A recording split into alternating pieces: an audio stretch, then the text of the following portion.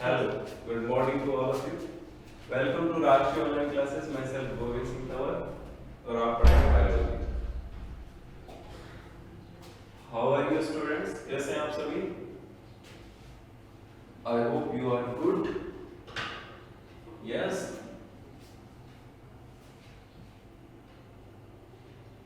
Okay. चलिए बच्चे. Biology में हमारा चैप्टर चल रहा था chapter number 3.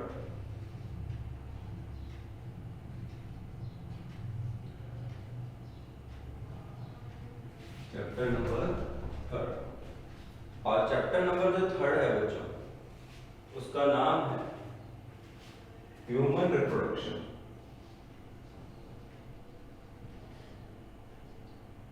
Human reproduction.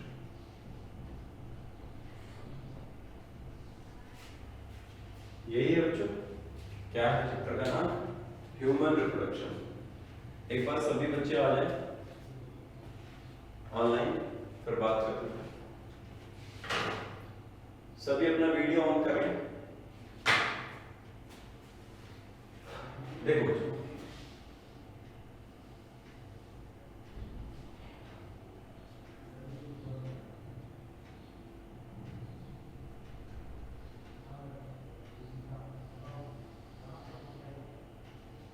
Human reproduction की बात कर रहे हैं बच्चों. ह्यूमन रिप्रोडक्शन में हमने जो बात की है वो बात है बच्चों आप लोगों के कि ह्यूमन रिप्रोडक्शन के लिए सबसे पहले 2 टाइप्स होते हैं. एक मेल रिप्रोडक्शन और एक होता है बच्चों फीमेल रिप्रोडक्टिव सिस्टम. यस या नो? यस. तो पहला इसमें हम जो पढ़ रहे हैं बच्चों वो पढ़ रहे हैं मेल रिप्रोडक्टिव सिस्टम. ठीक है. तो बेटा सबसे पहले आप लोगों को समझना होगा कि एक्चुअली में होता कैसे है ये प्रोसेस और इसको कैसे समझने की कोशिश करें. तो देखो सुनो, रिप्रोडक्शन के 3 इवेंट्स होते हैं बच्चों. रिप्रोडक्शन के कितने इवेंट्स हैं? 3. प्री फर्टिलाइजेशन,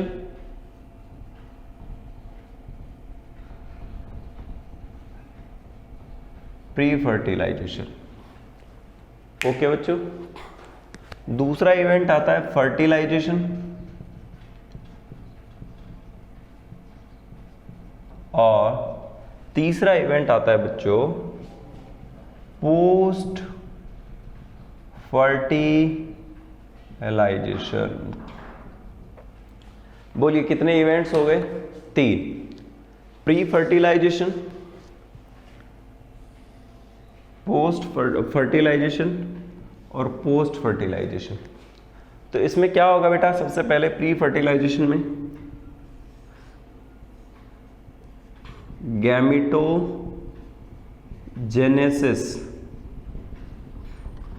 आप लोग देख पा रहे हो बच्चों, मैंने लिखा है gametogenesis.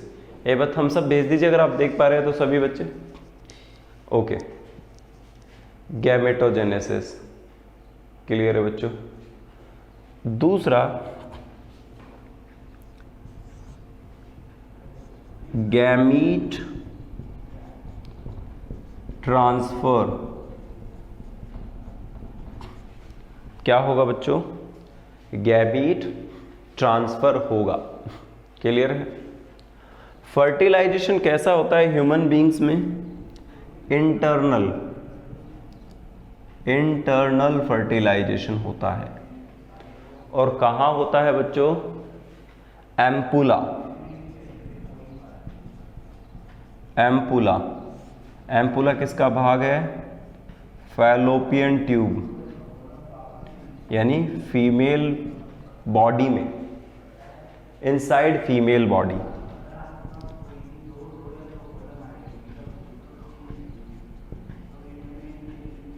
Inside female body. Clear है बच्चों? Inside female body. और पोस्ट फर्टिलाइजेशन में क्या होगा बच्चों?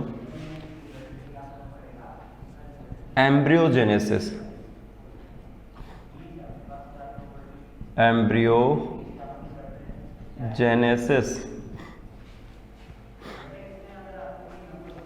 एम्ब्रियोजेनेसिस का मतलब होता है बच्चों formation of embryo.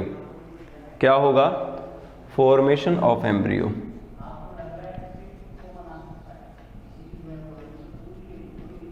Of embryo.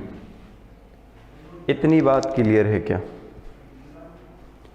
Clear है ना बच्चों? हाँ।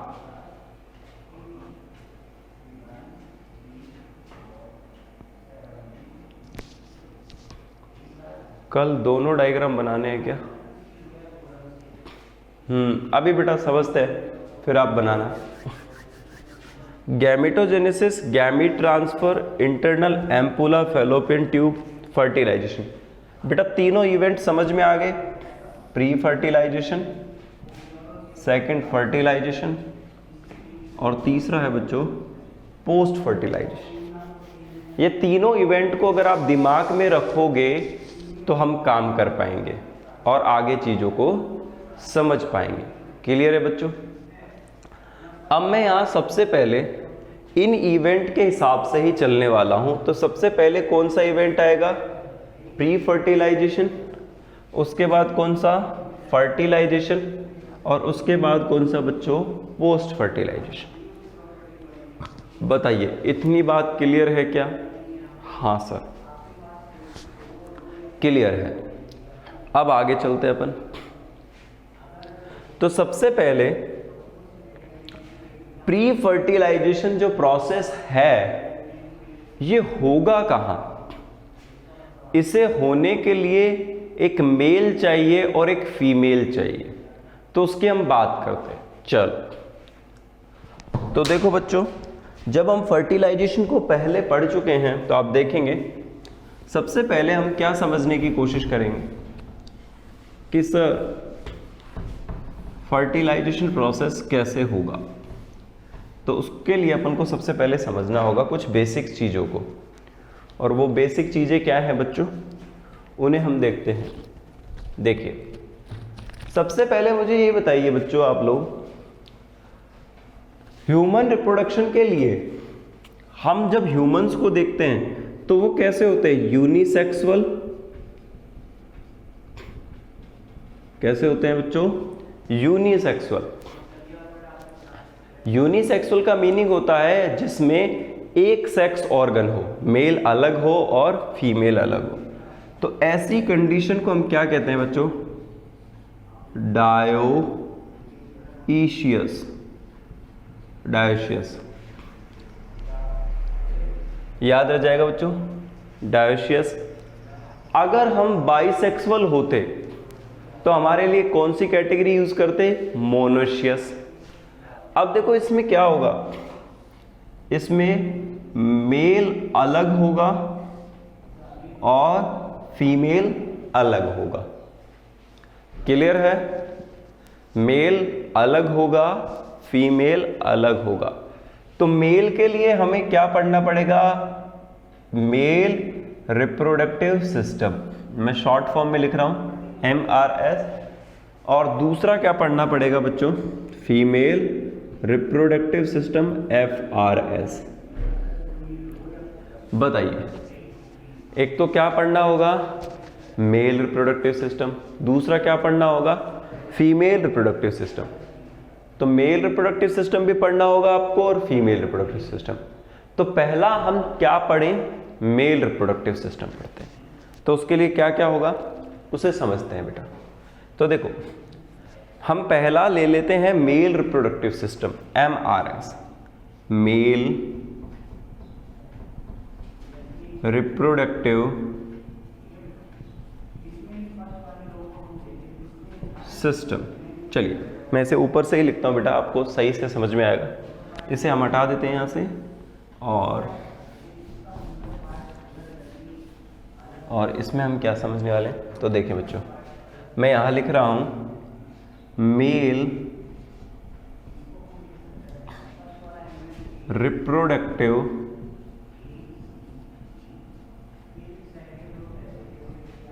सिस्टम। क्लियर है बच्चों? क्या पढ़ने वाले हैं? Male reproductive system. तो सर मेल रिप्रोडक्टिव सिस्टम किसमें क्या क्या होता है इसे हम जानते हैं।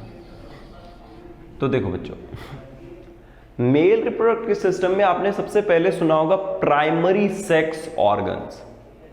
क्या होते हैं बच्चों? Primary sex organs. यहां लिख देते हैं primary sex organ. Video on कर ले सभी बच्चे, तो मुझे कुछ और थोड़ा अच्छे से समझ में आएगा। हाँ देखिए बच्चों, तो हमने सबसे पहले प्राइमरी सेक्स ऑर्गन को समझना है, और प्राइमरी सेक्स ऑर्गन को जब हम समझना चाहते हैं तो प्राइमरी सेक्स ऑर्गन्स क्या कहलाते हैं बच्चों? ये कहलाते हैं गोनड्स। क्या कहलाते हैं बच्चों? गोनड्स। याद रह जाएगा, क्या कहलाएंगे? गोनड्स। ओके, अब गोनड्स में अगर हम बात करें तो मेल के पास ये गोनड्स तो क्या होते हैं बच्चों? टेस्टिस। क्या होते हैं? टेस्टिस। और फीमेल के पास क्या होता है? ओवरी। फीमेल वाले की हम बाद में बात करेंगे। आई होप आपको समझ में आ रहा होगा, मैं गोनड्स की बात कर रहा हूं। गोनड्स को हम क्या कहते हैं? प्राइमरी सेक्स ऑर्गन, और इसमें क्या लिखा है? टेस्टिस। एक चीज का थोड़ा सा ध्यान रखें बच्चों, अगर मैंने यहां ई लगाया है, टीईएस, टेस्टिस, तो इसका मतलब प्लूरल होता है, वन पेयर। कितना होगा बच्चों? One pair. और अगर मैं टीआईएस लगा देता तो उसका मतलब होता सिंगल। क्या रहने वाला था बच्चों? सिंगल। आई होप क्लियर है। टेस्टिस में भी अगर हम एस लगा दें तो वो प्लूरल हो जाएगा, ई अगर वर्ड यहां यूज कर रहे हैं, और अगर हम आई लगा देते तो यहां पर ये सिंगल हो जाता। तो इसे हमें क्लियर करना है बच्चों। तो ये वन पेयर हो गए। चेतराम कितने हो गए? ये वन पेयर हो गए। ओके, अब आगे समझते हैं अपन इस चीज को। प्राइमरी सेक्स ऑर्गन के अलावा मेल रिप्रोडक्टिव सिस्टम में असेसरी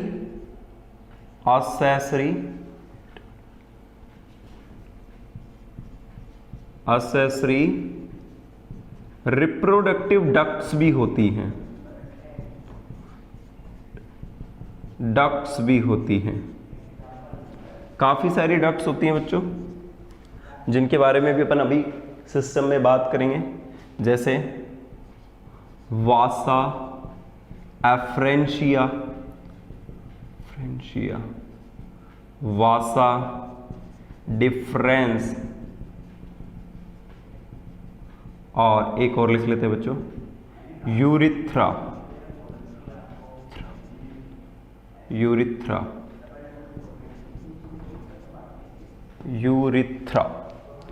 क्लियर है बच्चों? तो ये क्या है यहां पर? असेसरी रिप्रोडक्टिव डक्ट्स है। अब असेसरी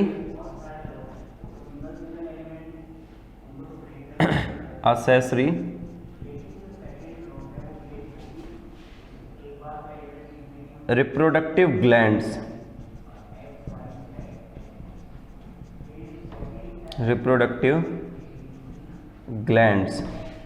तो कौन कौन सी बच्चा? Accessory reproductive glands. तो आई होप आपको नीचे यहां दिखाई दे रहा होगा, विजिबल है ना बच्चों? यस या नो? विजिबल है? ओके। तो बच्चों यहां क्या लिखना है? असेसरी रिप्रोडक्टिव ग्लैंड्स के आगे पहला लिखना है बच्चों आपको यहां पर सेमाइनल वेसिकल।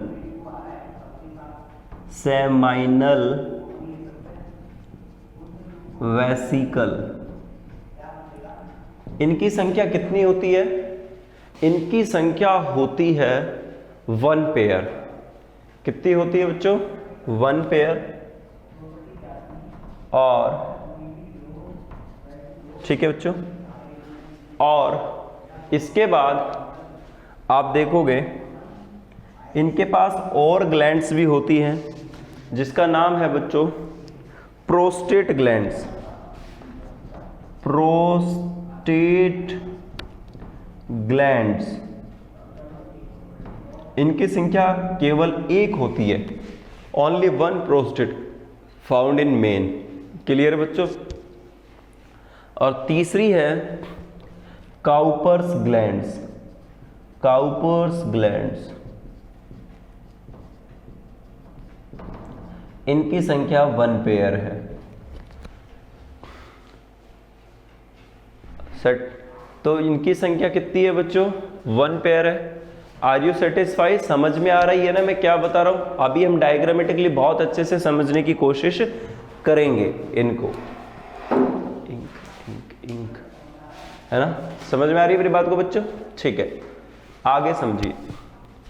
काउपर ग्लैंड्स को जीतुकांत एक और नाम से जानते हैं हम, उसका नाम है, इन्हें हम बल्बो यूरिथ्रल ग्लैंड्स भी कहते हैं बच्चों। क्या कहते हैं? Bulbo urethral glands. मेंशन करें सभी बच्चे, इनको क्या कहा जाता है? Bulbo urethral glands. क्लियर है इतनी बात? Okay sir, video not clear. Okay, आगे आइए बच्चों। इसके साथ अब लास्ट में क्या रह गया है? एक आता है बच्चा हमारा सेकेंडरी सेक्स ऑर्गन, आप इसे कह सकते हो, या एजुकुलेटरी, या आप इसे कह सकते हो रिप्रोडक्टिव ऑर्गन। तो यहां रिप्रोडक्टिव ऑर्गन क्या होने वाला है? रिप्रोडक्टिव पार्ट, उसके सामने लिखे बच्चों पेनिस। क्या लिखेंगे? पेनिस लिखेंगे हमारे बच्चे। क्या लिखोगे बच्चों? पेनिस। अब देखो भाई, मेल रिप्रोडक्टिव ऑर्गन में हमने प्राइमरी सेक्स ऑर्गन की बात की, तो गोनड्स, गोनड्स जो मेनली स्पर्म बनाते हैं, स्पर्म बनाने की फैक्ट्री टेस्टिस। हाँ, टेस्ट होगा भाई संडे को। Testis 1 pair. Accessory reproductive duct में हमने पढ़ा वासा एफ्रेंसिया, वासा डिफरेंसेस और यूरिथ्रा, मैनी डक्ट्स होती हैं बच्चों, इन्हें भी आगे पढ़ेंगे अपन। और असेसरी रिप्रोडक्टिव ग्लैंड्स जरूर याद होनी चाहिए आपको। Seminal vesicle 1 pair, prostate gland only 1, Cowper glands 1 pair होती हैं। और रिप्रोडक्टिव पार्ट की अगर हम बात करें तो मेल के पास एक इरेक्टाइल ऑर्गन होता है जिसे हम पेनिस कहते हैं। क्या कहते हैं बच्चों? पेनिस। क्लियर है? अब हमें क्या करना है इसके आगे? हमें इसके आगे इसका डायग्राम समझना है। तो आज हम बड़ा ब्यूटीफुल सा एक डायग्राम बनाने की कोशिश करते हैं और समझते हैं उसको। तो मैं इसे मिटा दूं बच्चों? चलिए, यहां से हमने इसे हटा दिया है और अब हम क्या करने वाले हैं वो देखें बच्चों। बेटा डायग्राम को बड़े ही फोकस के साथ देखें आप लोग। और मैं ऊपर लिख रहा हूं मेल रिप्रोडक्टिव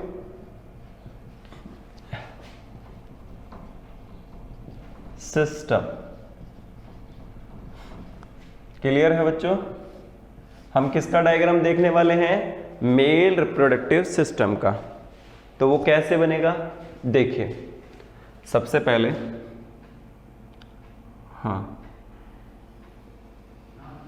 सबसे पहले हम एक यूरिनरी ब्लैडर बना लेते हैं।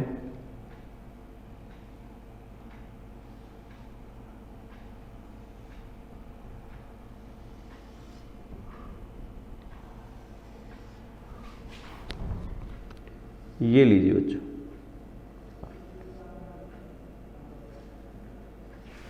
ये हमारा यूरिनरी ब्लैडर हो गया। क्या हो गया बच्चों? Urinary bladder. अब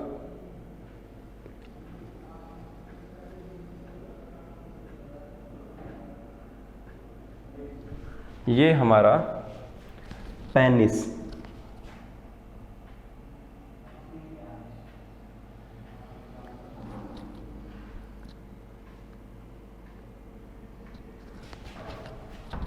इसे थोड़ा और अच्छे से बना लेते हैं। ओके बच्चों, अब ये कनेक्टिव टिश्यूज से भरा हुआ है। किससे भरा हुआ है बच्चों? कनेक्टिव टिश्यूज प्रेजेंट हैं, कुछ ब्लड वेसल्स प्रेजेंट हैं, ठीक है। ये वाली लाइन यूरिथ्रा कहलाती है। क्या कहलाती है बच्चों? यूरिथ्रा। और डिफरेंट कलर्स की भी हम बात करते हैं। एक बार डिफरेंट कलर्स आ गए। अब डिफरेंट कलर्स में अगर आप देखें तो ये वाला पार्ट, इस वाले पार्ट को हम पेनिस कह रहे हैं। मैं ब्लू से शो कर रहा हूं बच्चों, सभी बच्चे बनाए डायग्राम को। हाँ, ये देखिए,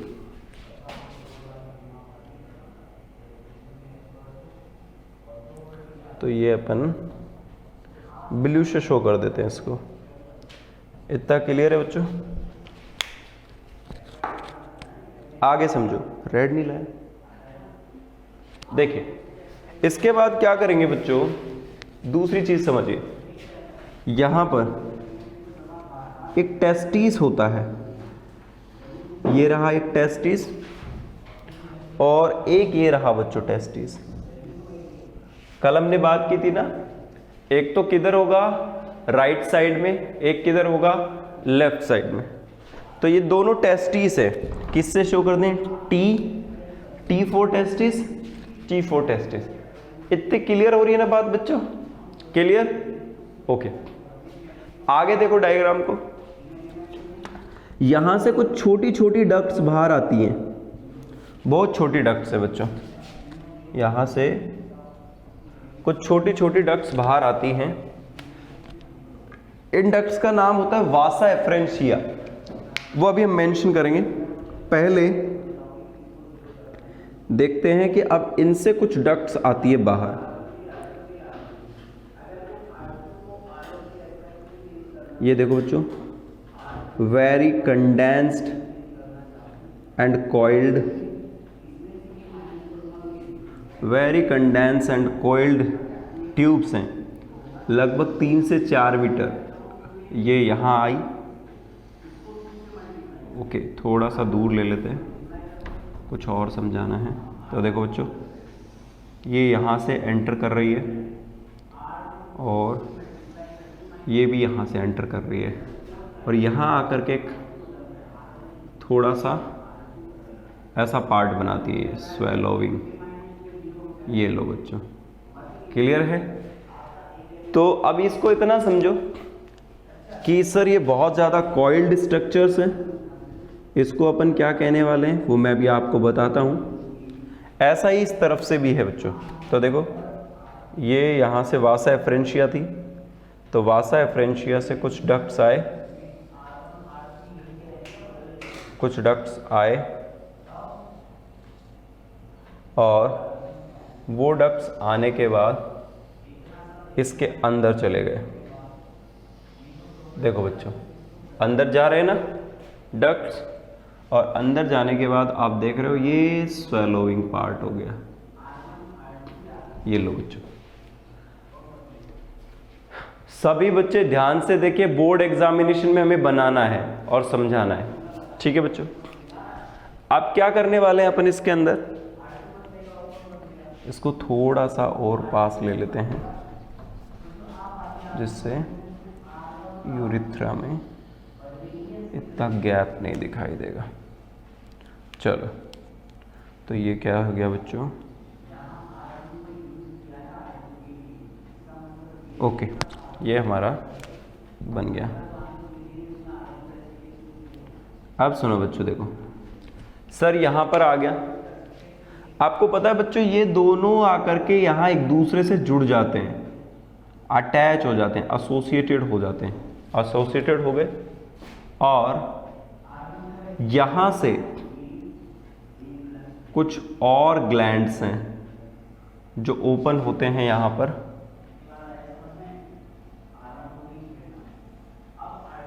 ये वाली ग्लैंड्स, इनका भी नाम बताऊंगा मैं अभी, इनका क्या नाम है बेटा। जो आपका एनसीईआरटी का डायग्राम है, मैं उसे और सिंप्लीफाई करके आपको समझाने की कोशिश कर रहा हूं। क्लियर है?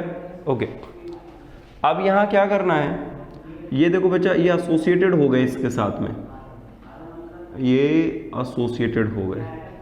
अब यहां तो एक कॉमन डक्ट बन गई, बोलो कौन सी डक्ट बन गई बच्चा? एक कॉमन डक्ट बन गई, और ये कॉमन डक्ट आकर के पेनिस में ओपन होती है बच्चों।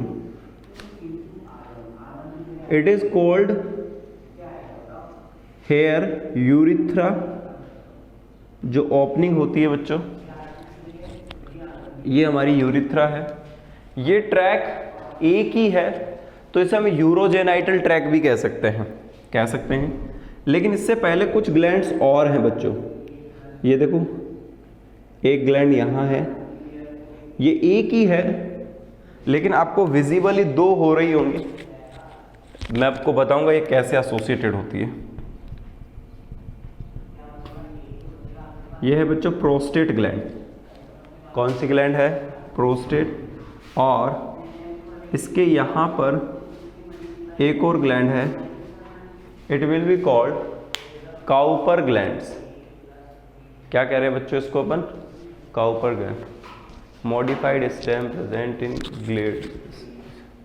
प्रिया यादव सर डायग्राम बनाए। बिल्कुल डायग्राम बनाना है बच्चों, अभी इसकी बात करते हैं, आ जाओ। ओके, ये देखिए यहां तक समझ में आ गया? इतनी क्लियर है बच्चों? हाँ, अब इसकी बात सुनो बच्चों। ये जो स्ट्रक्चर्स हैं, ये वाला स्ट्रक्चर और ये वाला स्ट्रक्चर, अब आपको इसको कंप्लीटली समझना है कि ये क्या क्या हो रहा है। देखो सुनिए बच्चों, यहां पर अगर हम देख पाए तो ये वाले स्ट्रक्चर में ये वाला हिस्सा, ये कंप्लीट हिस्सा पेनिस कहला रहा है यहां तक, ठीक है बच्चों, और ये ऐसा होता है। अब इसके अंदर आप देखो बच्चों क्या क्या है। देखो ये काफी कोइल्ड पार्ट है। अब हम इसका नेमिंग करते हैं। सबसे पहले बच्चों समझिए, देखो सबसे पहले अगर हम इसका नेमिंग करें तो कैसे कैसे होगा। ये स्ट्रक्चर टेस्टिस है, टेस्टिस एक की बात कर रहा हूं, तो मैंने यहां पर क्या लगाया बच्चों? आई। अगर दो होते तो ई लगा देते। इसके बाद ये जो छोटे हेयर लाइक से ट्यूब्स से दिख रहे हैं, इन्हें क्या कहते हैं बेटा? सभी मेंशन करें। वासा एफ्रेंशिया। वासा एफ्रेंशिया क्या कहेंगे बच्चों इनको? वासा एफ्रेंशिया। इनके बाहर ये जो ट्यूब लाइक स्ट्रक्चर है, इसे क्या कहते हैं बच्चों? एपिडिडाइमिसिस। एपिडिडाइमिसिस। ओके बच्चों, इसे क्या कह रहे हैं अपन? एपिडिडाइमिसिस। आगे समझिए बच्चों, यहां पर इस वाले पार्ट को कहते हैं अपन एम्पुला ऑफ वेटर, या आप इसे एम्पुला पार्ट कह सकते हो। एम्पुला का मतलब यहां क्या है बेटा? एक फूला हुआ पार्ट या एक स्वेलोविंग पार्ट जो यहां हमें दिखाई देता है। क्लियर है बच्चों यहां पर? तो इसके अंदर हमें देखने को ये मिलता है, जिसकी बात अपन यहां पर कर रहे हैं। ठीक है, क्लियर है? आगे आइए बच्चों। इसके बाद हमें क्या देखना है? ये टेस्टिस हो गया, वासा एफ्रेंशिया, एपिडिडाइमिसिस। इसके बाद आगे आओ बच्चों, देखिए ये वाला पार्ट कहलाता है पेनिस। क्या कहलाएगा बच्चों? पेनिस। ये नली जो ट्यूब यहां कहला रही है, इसे हम कहते हैं यूरिथ्रा। क्या कहेंगे? यूरिथ्रा। या आप इसे कह सकते हो यूरोजेनाइटल ट्रैक्ट। क्या कह सकते हो बच्चों? Urogenital tract. इतना क्लियर है? क्या कह सकते हैं उसको अपन? Urogenital tract. ओके बच्चों, इसके बाद इधर आओ, आप इसे समझने की कोशिश करें अपन। तो यहां पर एम्पुला हो गया। ये वाला जो पार्ट है, ये जो स्वेलोविंग पार्ट है साइड में, इनको कहते हैं सेमाइनल वेसिकल।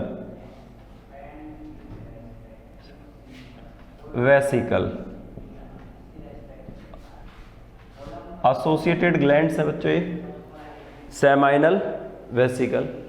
इसके बाद this gland is called prostate gland. Prostate gland, और इसको क्या कहेंगे बच्चों अपन? Cowper's glands.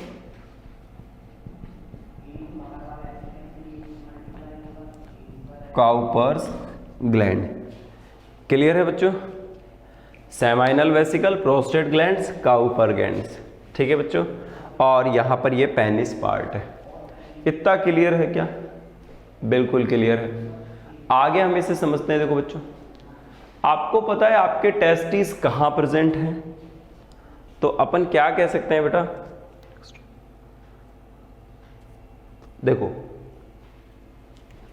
ये जो रीजन है इसमें आप देख रहे हो, ये वाला हिस्सा मैं एक ड्रॉ करता हूं, एक लाइन, अगर आपको समझ पा रहे हो तो ये वाला हिस्सा लगभग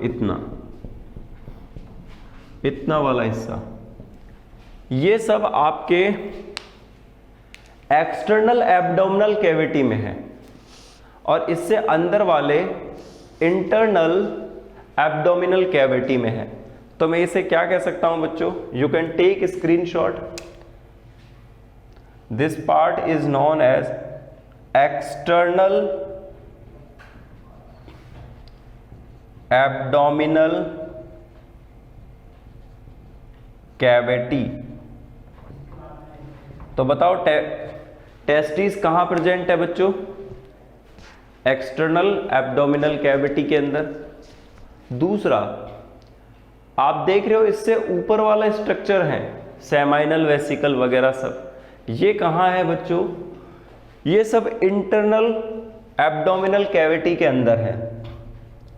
इंटरनल एब्डोमिनल कैविटी। समझ में आ गई क्या ये वाली बात? डायग्राम समझ में आया बच्चों? एक बार थम्स अप हो जाए अगर आ रहा है तो समझ में।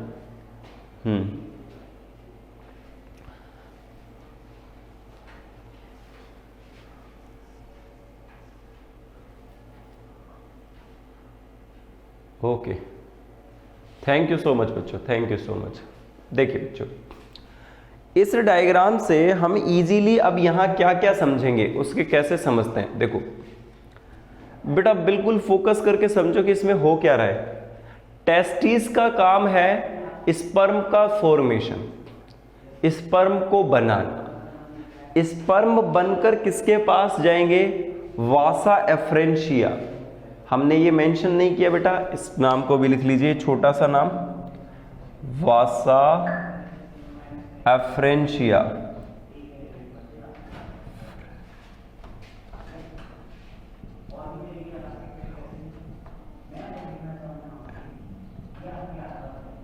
वासा एफ्रेंशिया लिख लिया बच्चों। अब सुनिए, देखिए vasa efferentia, then vasa efferentia connected with epididymis. Epididymis एक सुपर कोइल्ड स्ट्रक्चर रहता है। कैसा स्ट्रक्चर होता है बच्चों? सुपर कोइल्ड स्ट्रक्चर रहता है, जिससे स्पर्म अंदर जाते हैं इंटरनल एब्डोमिनल कैविटी में। ये एम्पुला पार्ट से एक कॉन्जॉइंट बनता है दोनों को। आपको याद हो बच्चों, हमने यहाँ यूरिथ्रा लिखा है, इसको यूरोजेनाइटल पार्ट कहते हैं। क्यों? क्योंकि ये यूरिन और स्पर्म दोनों को ले जाने का कैरी करता है। एक याद करो, ये पीछे जो स्ट्रक्चर बनाया, it is called urinary bladder. Urinary bladder. Clear है बच्चों? कितना क्या है बच्चों ये? Urinary bladder. इसे हम यूरिनरी ब्लैडर कहते हैं। तो यूरिनरी ब्लैडर ये वाला पार्ट है जिसके अंदर अपन यहां देख रहे हैं।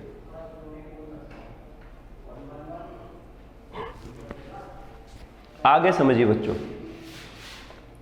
यूरिनरी ब्लैडर बहुत सारा क्या करता है, यहाँ पर यूरिन स्टोर करता है और उसके बाद हम यूरिथ्रा के थ्रू उसको बाहर एजुकुलेट कर देते हैं।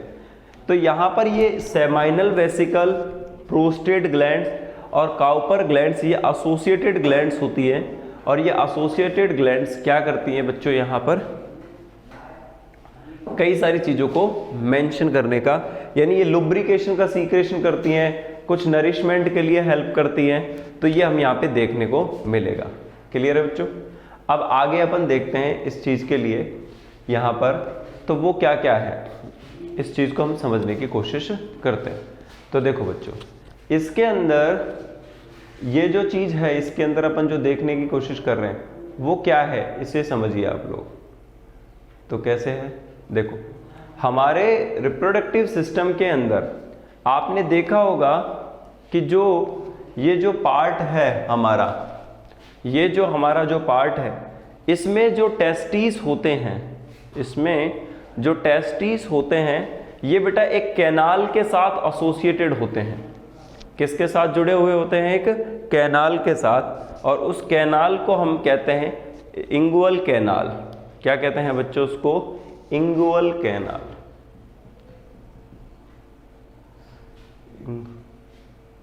Inguinal canal, INGUIL, inguinal canal. याद रखना, इंगुअल कैनाल वो स्ट्रक्चर है जिसके थ्रू एब्डोमिनल कैविटी से टेस्टिस प्रेजेंट होते हैं स्क्रोटम में।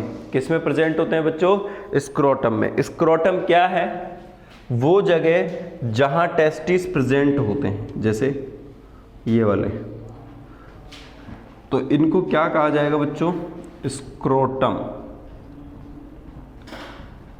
स्क्रोटम, इस पार्ट को क्या कहेंगे? स्क्रोटम। क्लियर है बच्चों यहां तक? तो स्क्रोटम पार्ट के अंदर अपन देखते हैं। ठीक है, थैंक यू।